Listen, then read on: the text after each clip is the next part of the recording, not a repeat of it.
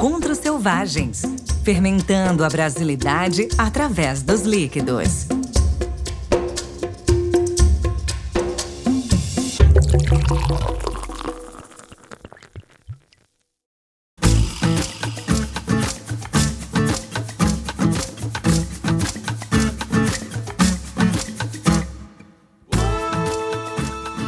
Daí, meus queridos, queridas e querides, tudo bem? Quem fala aqui é Diego Simão, orgulhosamente manezinho de Floripa, torcedor do Figueirense, fundador e fazedor de cerveja na cervejaria Coisa Linda. Mas o que importa aqui é que, junto com a minha amiga Bia Morim, beer sommelier, publisher e rockstar do meio cervejeiro, criamos o primeiro encontro do mundo das cervejas selvagens brasileiras, que ocorreu paralelamente à Feira Naturebas em junho de 2022. Deste primeiro encontro, os debates que vocês podem escutar aqui compõem a primeira temporada deste animalesco podcast, Um Encontro Selvagens. A partir deste segundo episódio, você ouvirá as mesas de debate, com um pequeno alerta. Tudo foi gravado em som ambiente, no improviso, devemos admitir, mas que vai quebrar o galho para fazer vocês ouvirem discussões enriquecedoras em torno de assuntos tão legais.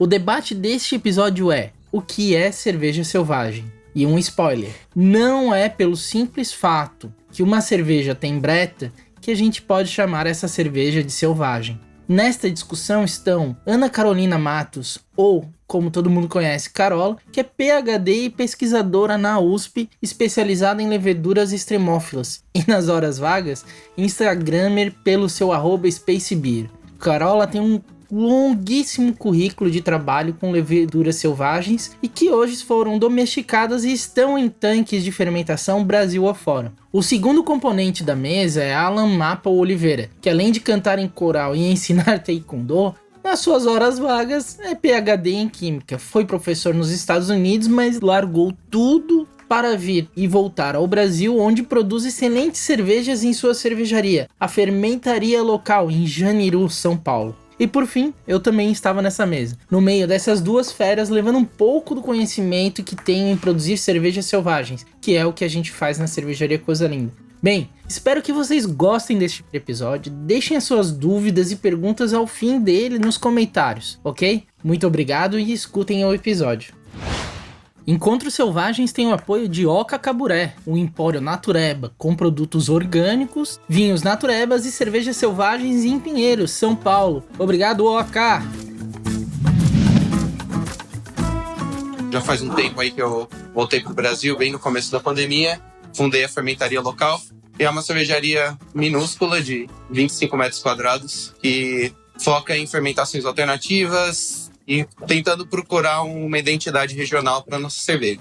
E é isso aí, eu tô super feliz, assim, ó, não sei o que dizer de estar nesse painel com os astros da cervejaria nacional, assim. Não, de verdade. E mesmo sendo um novato, tanto no ramo de cerveja, apesar de já fazer cerveja em casa desde 2014, mas profissionalmente pouco tempo. E é isso aí, ó. Eu tô aqui, acho que talvez eu vou ter mais perguntas do que respostas, mas às vezes as perguntas são mais interessantes. Eu não tô vendo muito ainda gente da gastronomia aqui, que eu conheço, pelo menos. Mas aí eu tinha umas palavras assim de meio... gourmets? Não, meio... como eu posso falar? Meio poéticas e inspiradoras, que eu acho que é interessante pensar que, da mesma forma, eu acho que a cerveja selvagem e a gastronomia, principalmente quando você está falando gastronomia de ponta e tal, é como se fosse uma metáfora do conhecimento humano, né? Porque você tem as coisas que você sabe, que isso é a coisa mais óbvia, e as coisas que você sabe que você não sabe, e tem as coisas que você não sabe que não sabe, né? Do universo de conhecimento. E uma coisa que sempre me surpreende, assim, de cerveja selvagem e de gastronomia é que muitas vezes você sente uma coisa que você não conseguia nem imaginar que era possível.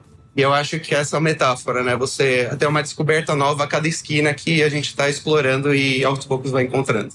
Não, mas aqui, ó, não se preocupa, a gente trouxe duas pessoas especialistas em palavras bonitas, que é a Silene e a Bia, né? Pra dar todas as palavras gourmets que a gente precisa aí. Bom, pessoal, meu nome é Diego, sou da cervejaria Coisa Linda.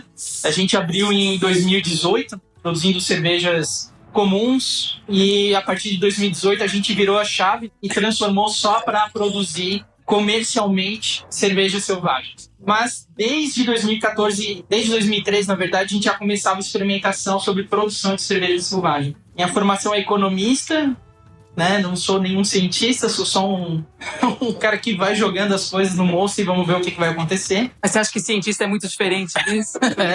A gente tem que ir lá fazer as coisas, né? E desde 2021 me juntei com o Ivan, a gente abriu uma nova marca também de cervejas selvagens, desta vez pensando em fermentações com uvas. Então, desde cervejas selvagens com uvas e vinhos naturais também.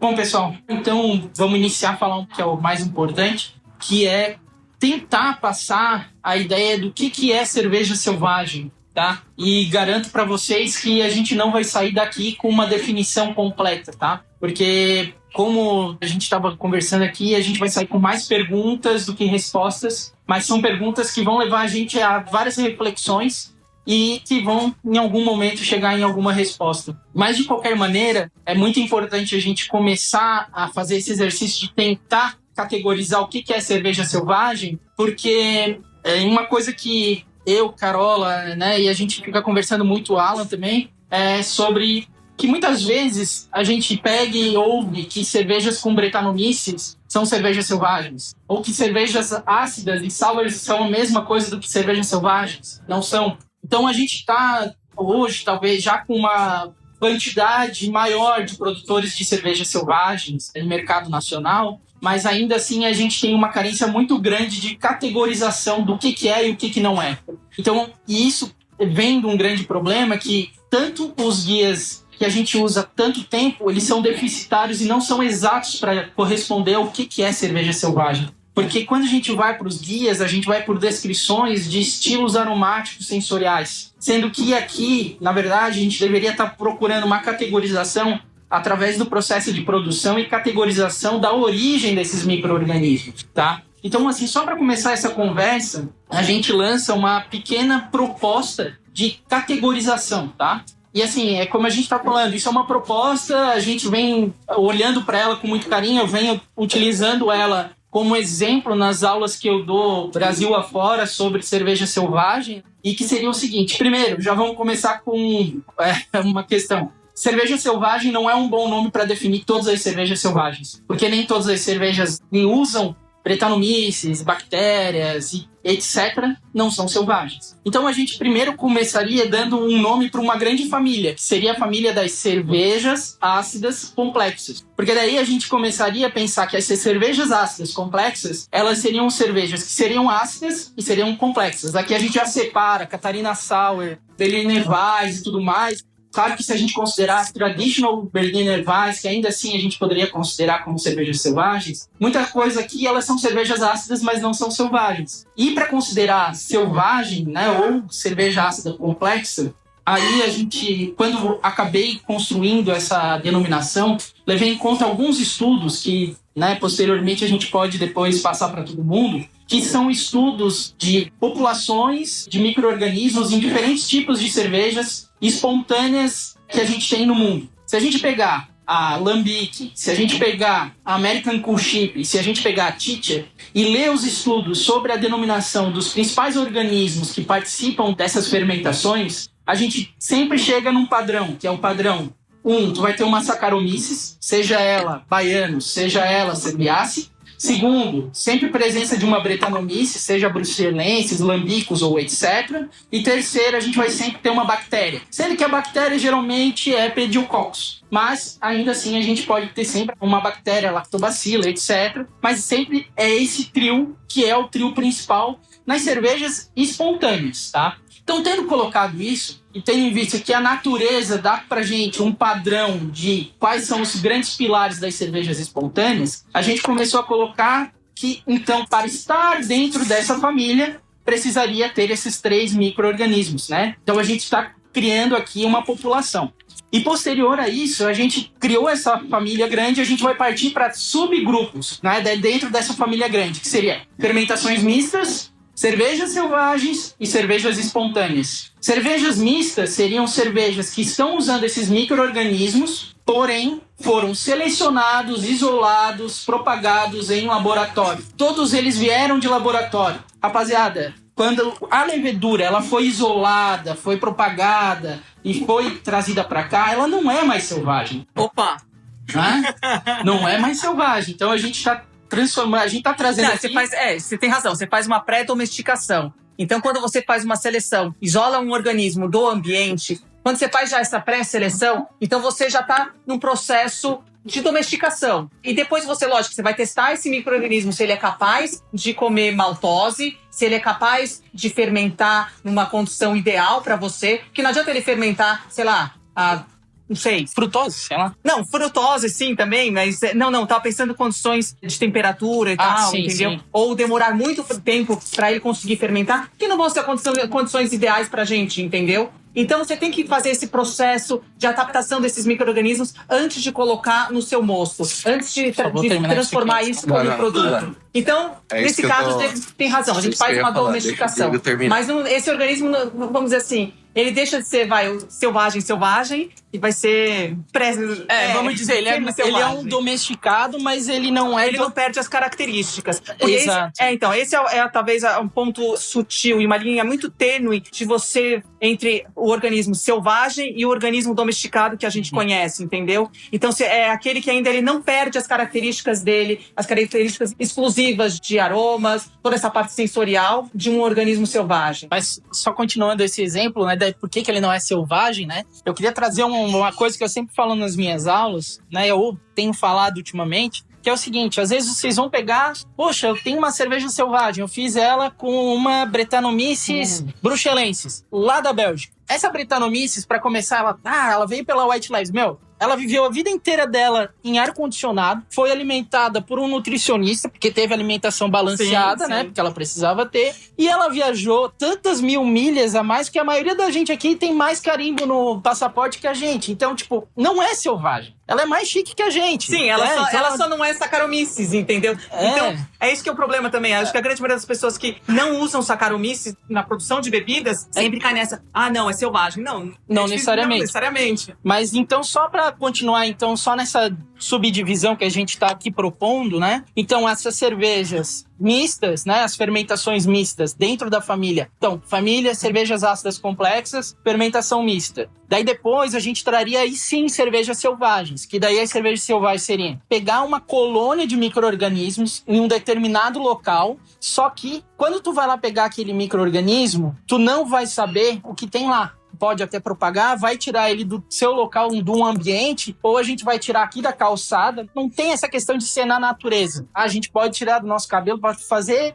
milhões de coisas. Mas a questão é, a gente tirou de um lugar, propagou e levou para o moço fazer essa fermentação. Se ali a gente não fez uma pré-seleção, a gente sabe de onde veio os micro-organismos, mas não sabe o que tem lá. Só que existe aqui uma intencionalidade de busca em determinado local para pegar esse micro-organismo. Ele é selvagem, mas teve uma determinação. E por fim, as espontâneas. Que daí vamos falar do modelo mais conhecido, que seriam as lambiques. Que tu vai jogar o teu mosto quente num cool chip, que é tipo uma baciona grandona lá, que o teu mosto vai chegar quente, e ele vai se contaminar naquele espaço determinado e vai fermentar, entre aspas, espontaneamente. A questão é, e a diferença grande, né, da selvagem para espontânea, é que na selvagem tu vai buscar o teu micro-organismo em um lugar. Na espontânea, tua cerveja vai ser o que é para ser naquele determinado local. Então ali é um local onde tu tem menos controle. Então eu queria que vocês percebessem que o que a gente tá falando aqui é sobre controle de acesso, né, do tipo de micro-organismos que a gente está tendo. Sendo que a primeira parte da escada, a gente foi lá no laboratório e escolheu elas. Na segunda, a gente está indo num determinado lugar e a gente pode repetir lá naquele lugar e pegar sempre a mesma colônia, mas não sabe que vai vir lá. E no último patamar é a Deus dará. Ou seja, tá lançada a sorte, né? Então essa é a proposta e agora vem a grande discussão. O que é, tendo em vista que a gente está falando que cerveja selvagem, sem terminar também, que essas fermentações todas, elas têm que ser sem controle de temperatura em 100% do seu tempo. Por quê? Porque a gente precisa que a gente também não tenha determinação nessa fermentação. Porque a partir do momento que a gente controla a variável temperatura, a gente está controlando uma grande parte também de como essa levedura vai estar trabalhando. Esse conjunto de micro-organismos. Aí você vai estar otimizando, né? Otimizando e até selecionando de certa forma também. Então, pessoal, essa é a nossa pequena proposta para começar a conversa, que comece o debate. Bom, eu falei, eu tenho alguns problemas com essas definições. Eu gosto das coisas simples, então eu vou voltar primeiro aos princípios, assim. Então a gente tem que pensar em definições. Um dos grandes dificultantes é a gente tentar associar a questão do selvagem com um certo perfil sensorial. Então, da mesma forma, até pensei esses dias no vídeo que saiu da Liz falando sobre a Feira Naturebus no Sabor e Arte. Eu ia falar exatamente. Isso que foi uma das coisas que levou a gente a trazer essa discussão, porque existe essa discussão do que é vinho natural, o que não é.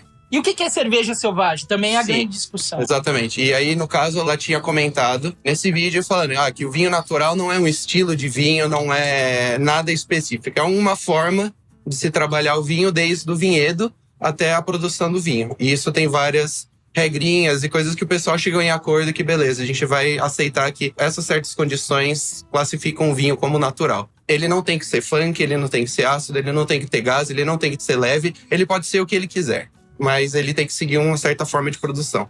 E o negócio da cerveja selvagem não é igual, mas é parecido. Porque a gente está falando de um método de produção que pode resultar em perfis e sabores diferentes. Óbvio, se você olhar a maior parte das cervejas selvagens, ou essas tradicionais que você está falando, a maior parte são ácidas, são complexas. Se você olha as cervejas selvagens ancestrais, Titia, Cauim e tudo, são bebidas feitas para serem consumidas jovens. Então, até falei com você, ela não é sour, ela não é ácida inicialmente, mas se você largasse lá, ela ficaria ácida. Mas no propósito...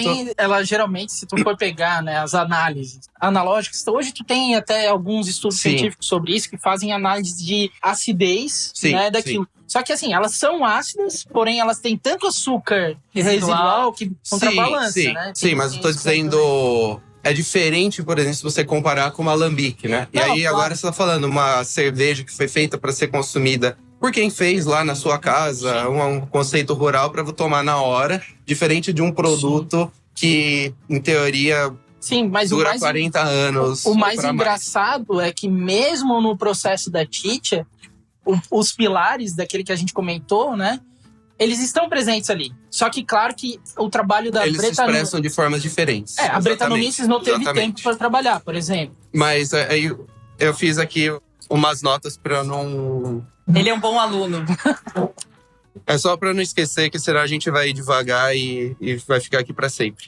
Mas assim, eu acho que, no geral, a cerveja selvagem, né? Você vai ter em perfil sensorial. Às vezes não vai ser ácida e tal, mas uma coisa que é frequentemente visto, né, em relação ao sabor, é uma multidimensionalidade, né? Você não é um sabor único, não é uma coisa muito fácil de decifrar, que vai também para uma complexidade e para uma profundidade de sabor. Então, às vezes eu falo de profundidade contra complexidade, que complexidade pode ser uma coisa que você fica confuso em saber o que falar sobre ela. Agora, profundidade é quanto mais você pensa, mais camadas você vai indo e você vai se aprofundando e vai vendo que tem muito mais coisa do que só aquela primeira nota, né? E é uma brincadeira legal para quem está entrando no mundo e para quem já está no mundo e principalmente na questão gastronômica, né? Tem muito mais harmonização. Bom, é uma cerveja contemplativa, pode ser, né? Então, a divisão por método de produção seria mais ou menos isso. Você tem a fermentação mista, que você tem geralmente fermentado por levedura e bactéria, igual você disse, a espontânea e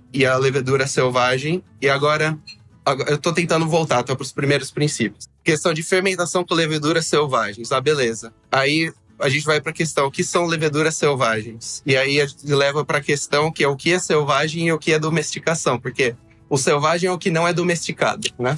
E aí eu trouxe aqui a definição oficial de domesticação, só para começar, porque eu achei muito legal isso aqui. Essa é a definição aceita pela Wikipedia, então é verdade, tá? Sem dúvida.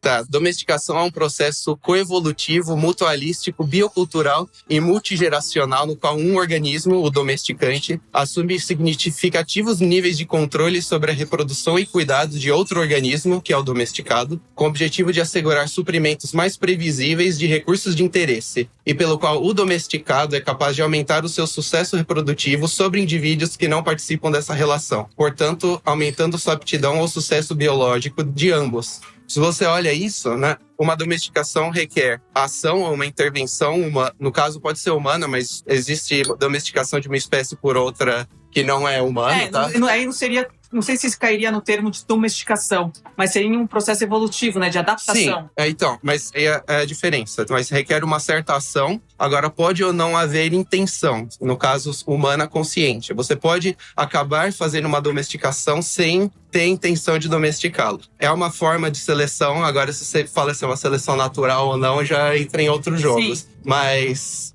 uma coisa que eu acho que pode ajudar a elucidar várias dessas confusões, principalmente em relação a Brettanomyces, é que a gente acaba misturando o termo domesticar com domar, né? Você domar é você condicionar um outro bicho a fazer alguma coisa mais previsível para você. É diferente de você domesticar. Aí, beleza, aí você tá falando aqui multigeracional. Eu pensei numa analogia com animais, sei lá, com o lobo que virou um cachorro. E isso aí já começou há 12 mil anos. Você precisa de muitas gerações para você domesticar uma planta, por exemplo. O milho, né? Se você olhar o ancestral do milho, o teocinto lá, não tem nada a ver com o milho, mas isso foi selecionado por 9 mil anos lá e tal, por muito tempo, até virar o milho que a gente tem hoje. A questão é que quando a gente fala de levedura e acaba mudando, você tem uma reprodução tão rápida. Sim, que a adaptação que você fala, essa multigeracional pode ser questão que, enquanto em outros casos seria milhares de anos, seria, sei lá, alguns anos. Não, de repente até algum menos tempo. Se você vai colocando ela numa condição favorável para ela de crescimento, de propagação, exatamente, então você vai fazer com que ela, aqueles genes que vão levar ela a ser domesticada, seja muito mais rápido para passar para a próxima geração do que a anterior. Então, por exemplo, se você pensa na natureza, as leveduras não estão se propagando assim continuamente, que nem está no seu mosto. Conta um pouco aí, quando você tinha me falado da questão evolutiva, por que a levedura produz álcool e tal. A levedura vive ali no ambiente, ali tá lá na frutinha, tá ali na raiz de uma planta. Ela tá quietinha, tá na dela, entendeu? Muitas vezes ela tá num estado inativo. Ela só se torna ativa quando ela tem uma fonte de energia, que seria o açúcar, e também quando ela tem a presença de água. Quando ela não tem, na ausência disso, porque, pensa, esse organismo está vivendo num ambiente natural, onde tem os ciclos sazonais, onde você tem ciclos de chuva e tal. Então, assim, a grande maioria do tempo esse organismo está inativo. Então, ele vive ali quietinho, tal, não sei o quê, ele não precisa se adaptar muito. Ele está seguro. E quando ele recebe essa fonte de carboidrato, essa fonte de água, e ele começa a se reproduzir, aí que começa a ver esse processo de adaptação, esse processo evolutivo, de domesticação. Exatamente, domesticação para conseguir viver numa uva, para conseguir viver, sei lá, aí no caso, uma abelha. No caso da levedura na uva, já é outra história. Mas isso é uma coisa muito interessante, que eu comecei a ler sobre domesticação. Aí o buraco é sem fim, né? Você começa a ir na planta, na fruta, na levedura, e o número de artigos que tem sobre isso é enorme. Aí, diferente das que já são domesticadas, aquelas que a gente compra, aquelas que vivem no seu mosto, essas estão sempre recebendo açúcar, sempre recebendo líquido. Então, ou seja, ela está sempre se propagando, ela está sempre evoluindo. Então, se por acaso ela recebe uma coisa diferente, vamos dizer, uma dose a mais de açúcar, e ela precisa se adaptar àquele meio, é muito mais rápido para ela se adaptar do que uma que vive na natureza que não está sempre se propagando. Então, isso leva também a esse processo evolutivo ser muito mais rápido dentro das condições industriais dela, entendeu? É que a gente usa o termo... É engraçado que é feio. Não. A gente usa o termo... Tava pensando, né? Que a gente não considera como seleção natural ou evolução, porque a gente trata de um ponto de vista antropocêntrico, né? Então, porque a gente fez... não é evolução natural, ou seja, a gente é uma espécie à parte de todas as outras. Agora, se você está observado por um alienígena, eles iam falar, olha só, esses humanos ficam selecionando essas outras criaturas. Que seleção natural interessante eles têm. Mas desculpa, era só um comentário. Né? Exatamente. Mas óbvio, a gente é antropocêntrico mesmo, então. Eu acho que o próprio argumento que tu trouxe da intervenção antropocêntrica, né, ou quando ela foi uma intervenção humana, a gente pode delimitar ali qual que é o threshold dela ser selvagem ou ela não ser. Quando existe uma intervenção que eu digo arbitrária por um ser humano, né, dentro de um processo produtivo de cervejaria, a gente começa a entrar no papo de que este micro-organismo foi domesticado. A partir do momento, por exemplo, por isso que me parece boa a definição de fermentação mista selvagem e espontânea, porque quando a gente fala cerveja selvagem, ainda assim a gente está falando que ela é selvagem na hora da coleta. Mas a partir do momento que tu tá tirando... Eu ia trazer essa provocação. E tu vai trazer ela para cá e tu já tem... Por isso que eu coloco essa questão da intervenção na hora da coleta, porque tu tens uma intervenção ali, né? Sim. Agora, a partir do momento que tu tá aqui com o teu cool chip, recebendo o mosto e caindo as coisas aqui tu não tem, entre aspas, uma intervenção, por mais que tu esteja numa construção civil feita por seres humanos, onde aqui o teu mosto está evaporando, daí ele gruda lá no teto, daí tem um monte de procriação de micro-organismos, ele sublima e vai colonizar o teu mosto. Ali, obviamente, tu tens uma construção, tipo, que o homem fez, né? Sim. Mas mesmo assim, não é uma situação onde talvez seja objetivada de uma forma de ter um resultado X, porque tu não vai ter. Apesar de tu ter, eu acho assim, um extremo do absurdo, que uma vez eu peguei e vi uma cervejaria norte-americana, que o cara disse com muita pompa que ele pegou uma alambique e pulverizou ela por toda a fábrica, e dizendo que estava fazendo cerveja espontânea. Ou seja, aqui tu já tem uma intervenção, tu trouxe a levedura da porra da Bélgica, pulverizou toda a tua cervejaria para ela fazer um cool chip, depois dizer que ela... Então, de repente, esse threshold seja importante da gente tentar delimitar onde termina a selvageria, na verdade, não é onde começa, né? Porque onde começa a gente sabe onde começa. Mas quais são os limites para você conseguir determinar que aquilo continua sendo selvagem?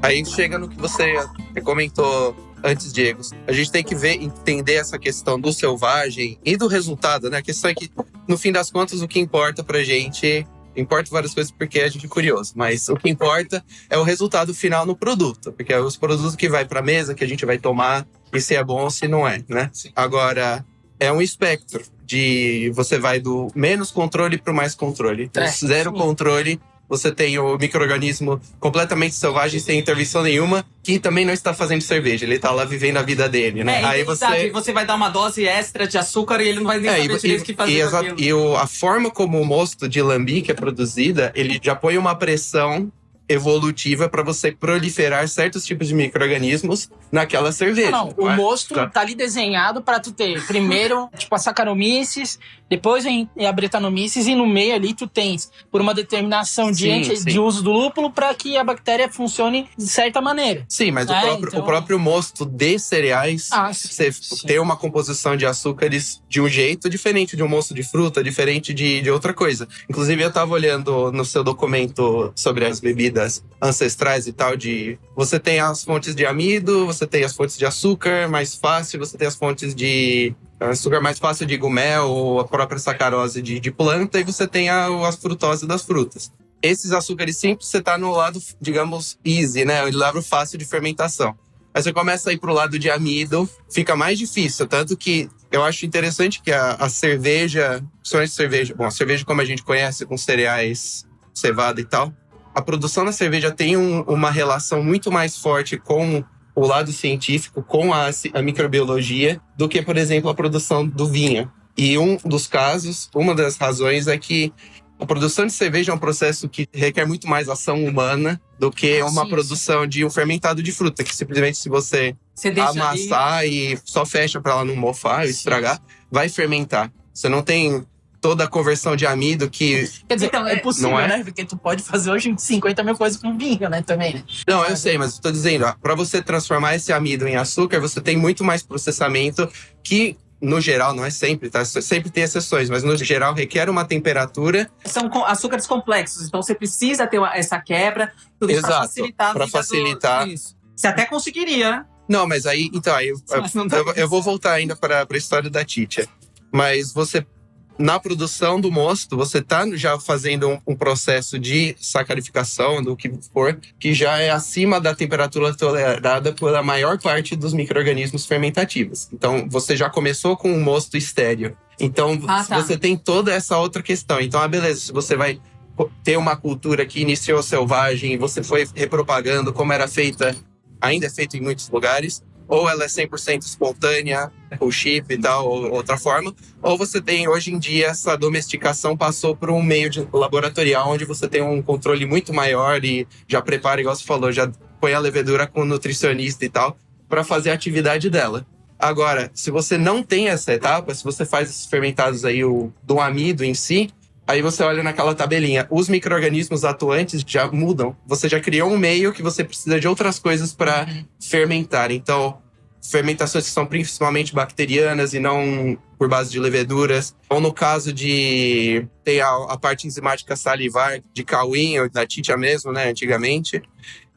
Ou por ação de fungos que secretam enzimas que quebram o amido, né? Tipo o saquê, né? Aspergilos e tal. Então é muito interessante que... Por isso que a gente tá no espectro mesmo. Porque a própria produção do que a gente quer fazer já começa a ter uma pressão seletiva para... Ou seja, seguindo a definição de domesticação, você está empurrando uma coisa para ter um resultado que você quer mais previsível. Agora, se isso resulta exatamente num perfil de sabor super específico e controlável, já é outra história. Posso fazer uma provocação para você? Pode. Você tem a sua fábrica, 25 metros quadrados, pelo que você falou, certo?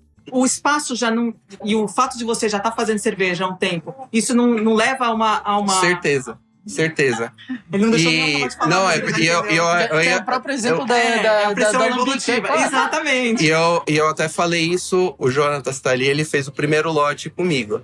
O primeiro lote que eu fiz no Cool Chip, eu falei, esse é o mais puro que eu vou ter. Daqui pra frente, já vai ter outras coisas. Mesmo porque eu não tô fazendo só a cerveja de Cool Chip. Eu faço outras com levedura selvagem, né? Que eu coletei por aqui, por ali. Eu vou jogando lá e quando eu lavo o barril, espirra levedura na parede e cai no chão. Óbvio que cada ano isso vai ficando um ambiente cada vez mais populado por outro micro-organismo. E eu já vi dominado. E vai brigando, vai tendo uma Domínio, né? Exatamente. Sim, vai ter um que vai querer pegar mais que o outro. É uma guerra, né? Uma guerra biológica. E eu já percebi, da primeira safra para a segunda, bastante diferença. Assim, óbvio que elas têm coisas em comum, porque eu falei, é um mosto tradicional e tal. E eu já escutei do pessoal dos American Cool Chip aí, nossa, o nosso primeiro Cool Chip demorou 24 meses para chegar nesse ponto X. Sim. O nosso segundo demorou menos. Aqui a gente tá no 4º ano, já em 8 meses ele já tá no ponto que o outro demorou 2 anos para chegar. Então, é uma domesticação, só que a gente tá falando de menos controle. Sim. Versus agora mais controle. De, por exemplo, você vai lá e pegar o S05 e jogou lá. E Agora, controlar a temperatura, né? Uma coisa que a gente tocou muito pouco aqui nessa mesa, que a gente está focado na própria questão da domesticação, e eu acho que a gente não deve confrontar o conteúdo da domesticação e sim chegar naquele ponto da onde começa a interferência, né? Porque a partir do momento que a gente já captou ele, a gente interferiu, já tem um processo de domesticação. Mas eu falei mais só no sentido de por que é tão difícil a gente falar disso e pra gente entender essa questão. Não, mas eu acho interessante até porque aí a gente traz a definição, entende por que ela interfere na própria nomenclatura, né? Mas e como é que ela entra no esquema de como é que a gente vai definir esses estilos? Porque até é bom lembrar que aqui a gente tá falando de fermentação mista, cervejas selvagens e espontâneas. Mas só que a gente vai chegar num ponto que, por exemplo, em cervejas espontâneas, a gente vai ter as cervejas espontâneas gerais, aí a gente tem as lambiques, e aí a gente tem as titias, entendeu? Porque elas são cervejas espontâneas, mas elas já têm uma característica pré-determinada que classifica elas como estilos próprios dentro da subfamília de espontâneas. Agora, não pode a gente acontecer um erro, dizer que a gente fez uma cerveja espontânea aqui no Brasil e chamar de lambique, que é um absurdo sem tamanho, né? Que daí entra um pouco depois na próxima discussão, que é do terroir. Eu queria trazer uma outra coisa para a gente não passar sem falar nisso, que é temperatura. O papel da temperatura nas fermentações selvagens. Quando tu faz um controle de temperatura ou sem, na tua visão, o controle de temperatura acabou com a história? Deixou de ser selvagem? Isso aí é provocativo, hein? É, porque você acaba tendo uma dominante que vai exercer, que vai ter um metabolismo maior, melhor, naquela determinada temperatura. Isso não tira o grau de selvagem. Não tira, mas você seleciona. Porque, então, mas peraí. Quando a gente faz uma na verdade, cerveja selvagem, você tá falando de uma colônia de micro-organismos em geral. Sim. Se você já separou uma... Não. Mas você tá selecionando, não importa se você tenha 10 leveduras e 15 bactérias diferentes ali. Você tá selecionando aquelas que vão viver naquela temperatura ideal. Exatamente. Constantemente. Você vai ter... E vão ter metabolismo melhor. E vão conseguir crescer mais rápido e acabar matando as outras 450. Eu acho que a questão do controle da temperatura coloca a gente de volta no espectro para mais controle. Mais controle do que a gente não sabe inicialmente, mas... Pois é, mas daí... A longo prazo você vai ter Eu acho que isso entra mais na questão de terroir do que se é selvagem ou não. Sim. Aí tem os graus de dificuldade na classificação, né? Eu, pra mim, propriamente dizendo, né, sobre a questão de, na grande família de cervejas ácidas complexas, eu acharia errado a gente permitir que entrasse dentro dessa qualificação cervejas que em algum momento houve controle de temperatura, tendo visto que a complexidade vem também de uma sazonalidade que não necessariamente ela se repete ano a ano. E ao manter a temperatura sem controle, traz uma imprevisibilidade no resultado final, né? Sim, e quando a gente está falando em cervejas selvagens, se uma fermentação mista ela já não é uma cerveja selvagem, porque tu tens uma orientação absurda na hora da tua seleção, se tu botar ela com uma controle de temperatura, ela perde praticamente a sua complexidade, porque ela vai ser um híbrido e não necessariamente ela vai ser uma cerveja selvagem. Porque aí a gente tem que discutir o quão próximos essas cervejas estão das cervejas ancestrais para se chamar de selvagem. Porque daí entra no processo de, aqui até agora a gente está colocando a questão da origem dos micro-organismos, do processo microbiológico, mas aí a gente tem que também ter noção se caso essa conversa vai se olhar também para qual que é a sofisticação do modo que a intervenção humana acontece, ela vai passar de rústica, né, ou para ancestral, para rústica, artesanal ou selvagem e depois industrial. Porque a partir do ponto que a gente começa a trazer uma cerveja que ela tem um controle de temperatura em todo o seu processo, a gente está praticamente controlando todos os aspectos. Sim. Então, me parece que quando tu já não é uma cerveja complexa, porque ela vai ser uma cerveja de padrão. Ela também é complexa por conta da sua imprevisibilidade, né? Da sua sazonalidade. Sim, que pode ser bom ou ruim, né? Exato. E eu queria que tu falasse o que tu pensa nesse sentido. Qual o sentido dessas... Da temperatura, né? Se pra ti perde a questão, como é que tu vê esse controle? Então, acho que é isso. Acho que se você mantém uma temperatura constante, é que nem você pensar no planeta. Por exemplo, se você só vivesse num lugar onde a temperatura seria a média de 24 graus Celsius, a vida seria bem mais fácil. Agora, se você parte para os polos, onde as temperaturas são extremas, você precisa de uma adaptação melhor para aqueles locais. Quer dizer, talvez tenha sido uma analogia meio besta, mas enfim. É que nem noite e dia, você precisa desse ciclo. Então, se você tem a temperatura normal, uma fermentação sem controle de temperatura, então você sabe que de manhã cedo vai estar uns 10 graus Celsius, você vai estar estimulando aqueles organismos que vivem em melhores condições a 10 graus Celsius para crescer. E para trazer sabores diferentes para o seu mosto. Aí chega ao meio-dia, bate 25 graus, você vai estar estimulando outros bichos a propagar. Talvez uma velocidade maior do que os 10 graus Celsius. Então, também tem isso. Aí à noite volta todo esse ciclo. Só que esses carinhas que cresceram a 25 graus Celsius, talvez eles cresceram mais rápido, por causa que você sabe que o metabolismo ideal... Na verdade, eles adoram 40 graus, né? Mas eu tô falando pra crescer só, eles adoram a temperatura alta. Mas o problema é que você vai trazer um monte de off-flavor também, quando você faz. Exatamente, isso que é o, que é o jogo. No fim, tu deixa o movimento da colônia ser autogerado, né? Exato. Mas, assim, a longo prazo, esses caras que cresceram a 25 graus Celsius vão dominar e vai acabar sucumbindo os que cresceram a 10 graus Celsius. Então, você vai ter esse processo seletivo de qualquer jeito, tendo controlado ou não. Pessoal, a gente está chegando no final desse primeiro mês. Eu queria que vocês dois fizessem considerações finais, assim, 2-3 minutos para a gente abrir para perguntas. Consideração final, hein? Final? Não, eu só ia comentar uma coisa que tem a ver com tudo isso aí da espontaneidade. Mais perguntas, tá? E não respostas. Você fala, a gente sabe, né, os principais micro-organismos na Lambic. Eu tô voltando pro seu ponto de fechar, porque a gente não pode misturar fermentação mista com selvagem e com tudo, né? E a gente sabe que os principais responsáveis, digamos, uma fermentação mista tem a Saccharomyces, Pediococcus, Lactobacillus e Brettanomyces. Se você olhar outros agentes que estão na fermentação do Lambic, um dos principais que não entra em nenhuma dessas mixed culture aí é o Acetobacter. Tá sempre em Lambic. Sempre em Lambic. Poderia botar também, mas ninguém põe. Todas, né? Ninguém põe, né? Ninguém intencionalmente bota lá porque é um risco muito grande. Mas você saiu um artigo recentemente dizendo sobre a dificuldade que é você, no laboratório, pegar e fazer esse mapeamento da progressão microbiológica. Por quê? Porque o próprio meio de cultura laboratorial é um meio seletivo e você tem que coletar essa levedura e dar certas condições para ela crescer, porque você pegando aleatoriamente uma gota lá no mosto, vai ter o quê? 2, 10, 20 células. Sim. Você precisa de mais para fazer teste. E para associar essa levedura estatisticamente com os compostos sensoriais gerados no processo. É muito difícil o processo, mas a lista de leveduras que estão na alambique, então você estava falando de 4 numa mixed fermentation. Aí você tem alambique, você tem um monte de Acetobacter, Enterobacter, leveduras oxidativas em geral, Pichia, Hanseníaspora, Algateia, Cândida, Curaishina, Vickers, Saccharomyces. Ou seja...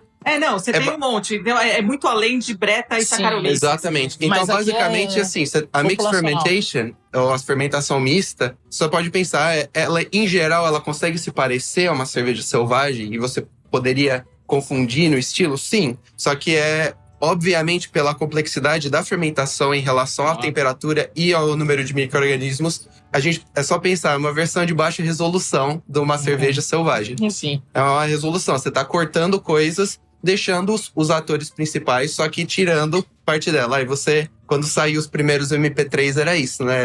É o resumo, né? É o resumo. Funciona, mas só não é a coisa. Só que tem uma coisa que é interessante. Todos esses micro-organismos, esses outros zilhões de micro-organismos que estão agindo também totalmente selvagem, eles induzem esses 4 principais a produzir mais certas álcool, coisas. A produzir mais ésteres e tudo mais. A atenuar do jeito que eles atenuam. Minhas considerações finais é que existem muitos organismos por aí a serem explorados e eu acho que no Brasil a gente tem biomas riquíssimos e que eu acho que a gente tem que explorar isso e aproveitar tudo isso que a gente tem. A gente sabe que hoje em dia a gente consegue fazer cervejas muito boas, de qualidade muito boas, com os insumos brasileiros, entendeu? Não somente lúpulo, malte, a nossa água, mas também os micro-organismos. Acho que é isso minha consideração final. A minha consideração final é... Vocês são muito loucos. Não, eu acho que tem uma coisa que... Tem vários colegas aqui que são cervejeiros, que têm cervejarias, e a gente está falando aqui num plano muito científico, né, e filosófico, sobre o que é a montagem em termos biológicos, né? E vamos dizer assim, os vetores que a gente poderia usar para fazer essas categorizações, né? Em termos de guia.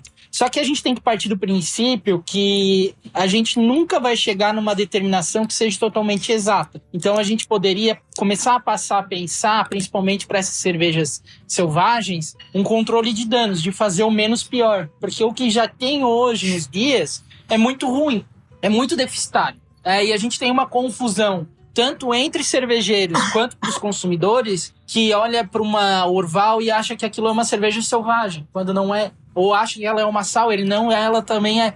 Tu vê aqui, eu já tô criando um monte de polêmica numa frase de 2, 3 minutos. Então. Mas é boa pra cacete. É boa pra caralho, né? Não tem esse problema. Eu gostei muito do que você falou logo no começo, que muito mais da parte sensorial, a cerveja selvagem é o processo. Sim, talvez seja isso que possa levar a uma melhor categorização, em vez da gente olhar para a prática dos guias atuais, que é pela estilística sensorial. Então a gente poderia passar a olhar na hora de classificar essas cervejas pelo processo produtivo, de como a gente faz elas. Sim. E talvez a gente tenha que começar essa discussão, porque caso contrário, cerveja selvagem sempre vai ser alambique, sempre vai ser o que é lá de fora e nunca vai ser o que a gente faz. Diego, então, a autodeterminação necessita independência, né? Então a gente precisa disso. Diego, a gente não dá pra fazer isso porque a gente tá fazendo outra coisa. A gente tá descobrindo outra coisa. Então, vai ser outra coisa. Agora tem nome? Não tem, mas um dia, quem sabe, a gente dá um nome pra isso. Ou quem sabe elas vão se manter selvagens e nunca vai ter definição nenhuma. Não, mas não importa. A gente dá um jeito de dar um nome. Pessoal, abertos a perguntas. Primeiras damas. Boa tarde. É lindo ver tanta gente reunida para esse tema. É bastante raro essa oportunidade, especialmente nesse país. E parabéns pelas iniciativas, Diego em particular, encabeçando tudo. Muito legal mesmo ver o carinho de vocês. Para esse intento de definição, que é tão difícil e que foi aqui tão claro ver que é difícil, eu contextualizo comentando o seguinte. eu faço parte, há pouco tempo, não faz muito tempo não, de um grupo de WhatsApp de 101, sendo que eu sou a 101 mestres cervejeiros dos mais variados pontos do país e especialmente mestres cervejeiros da velha guarda. O mais novo ali, certamente, é de 1950. Eu vim um pouquinho depois, em 1972. O mais ancião ali é de 1935. São os mestres cervejeiros da base, da segunda metade, especialmente da primeira para a segunda metade da comunidade cervejeira brasileira. Bom, eu fui recentemente convidada a fazer parte desse grupo de WhatsApp super seleto. E fui colocada como a primeira mulher, não acaso o número 101. Quando uma votação para ver se eles me colocavam ou não. Isso eu soube nos bastidores. Bom, uma das minhas tarefas ali, de alguma forma, dita por alguns dos amigos conhecidos de velha guarda, de longa data, foi que eu pudesse provocá-los com alguns eventos, ideias e olhares e pensamentos que saem desse pensamento muito correntemente ortodoxo de boa parte da formação cervejeira deles. E nada contra isso, muito pelo contrário. A grande esmagadora maioria, se não 100% dessas 101 pessoas, logo me incluo nesse grupo, são formados em escolas da filosofia cervejeira alemã, onde Reinheitsgebot é a base, onde a ideia de cervejas selvagens é absolutamente ultrajante. Bom, eu ontem ou anteontem coloquei a chamada desse encontro naquele grupo. Foi expulsa. Hoje o grupo tem 100 pessoas. Bloqueada. E a grande, podem imaginar que a grande maioria dos velhos cervejeiros, assim ditos por alguns deles, todos velhos cervejeiros, foi: eu não consigo tomar. É absolutamente impossível. Imagina chamarem de cerveja aquilo que tem tudo lá dentro. Toda a população microbiana do mundo está ali. Muitos acéticos, muitos láticos, muitos de tudo, que desviam a cerveja do que ela é. Curioso, o cabresto, claramente aí. O cabresto, quando a gente fala de uma particular filosofia cervejeira em detrimento de outras possíveis filosofias cervejeiras. E aí, que um deles, entre esses comentários avessos, um deles perguntou, simples assim: Quantos anos tem os caras? o que é cerveja selvagem? Bom, o título da primeira fala. O que é cerveja selvagem? Qual é e como é o processo? E eu não podia ficar quieta. Eu provoquei e eu tinha de responder. Então eu respondi: por favor, me corrijam. Eu tentei ser o mais simplista possível, imaginando que eu tenho uma audiência de 100 homens, de 50 mais sou eu, né? De 65 mais, que são de base ortodoxa, não só cervejeira, como de pensamento humano também, são muito cartesianos e muito pragmáticos. Os alemães são assim. Uma menção no dia de palestras de amanhã ajudaria muito a responder. É um convite meu a vocês. Mas, em linhas gerais, uma cerveja selvagem tem por conceito a aplicação de técnicas ancestrais com pouca intervenção humana e muita identidade de território. Aí um colega, que a propósito foi o que me colocou para dentro, depois de muito ensaio lá dentro, foi a resposta dele: tipo a Juma. Sabem quem é a Juma? Não sabem quem é a Juma? Não. A Juma é a bicho criado solto da novela Pantanal. Eu ia falar. Tipo a Juma. Essa é a cerveja chama. Aí eu brinquei, sim. Tipo Juma. Tipo Juma, dá um nome, Isso. né? Tipo Bicho Juma. criado solto. Primeiro estilo, tipo Juma. Tipo Juma. E aí vinha um cartaz com de um dos outros senhores que pegou um calendário, muito dos antigos, e colocou a definição das lambics, né? Das típicas cervejas de fermentação espontânea da da Bélgica. E eu coloquei, perfeito. Entretanto, esses ancestrais e rústicos estilos belgas, Lambic, Gueuze, Parot, Fruit Lambic, são apenas uma fração do leque. E são uma espécie de denominação de origem, como champanhe na França. Sim, Fermentação exatamente. espontânea é a questão chave. De tudo que vocês disseram, não sei se isso que eu coloquei para eles de maneira mais pragmática foi uma introdução razoável. Perfeito. Acho que foi. Sim. E só para complementar, e peço desculpas por ter tomado tanto tempo, mas só para dizer o seguinte: a gente tende a ser antropocêntrico e é irritante essa nossa mania de colocar tudo em torno do ser humano. Uhum.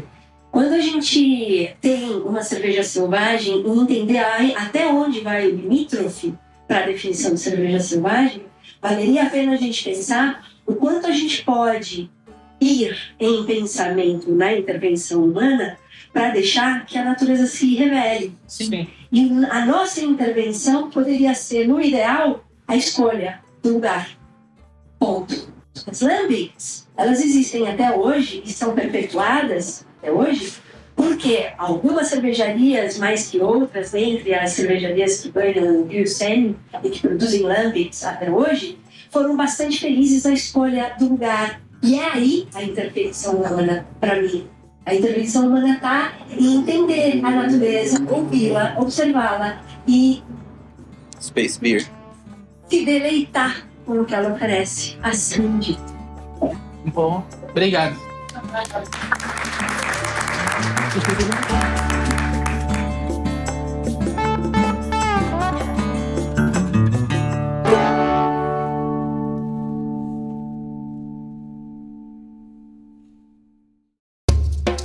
Encontros Selvagens é o programa realizado pelo canal Surra de Lúpulo, Bia Amorim e Diego Simão, e conta com apoio nesta temporada da Oca Caburé. Siga nossas redes sociais, Instagram e Twitter, no @Surra de Lúpulo, e avalie este podcast na sua plataforma preferida.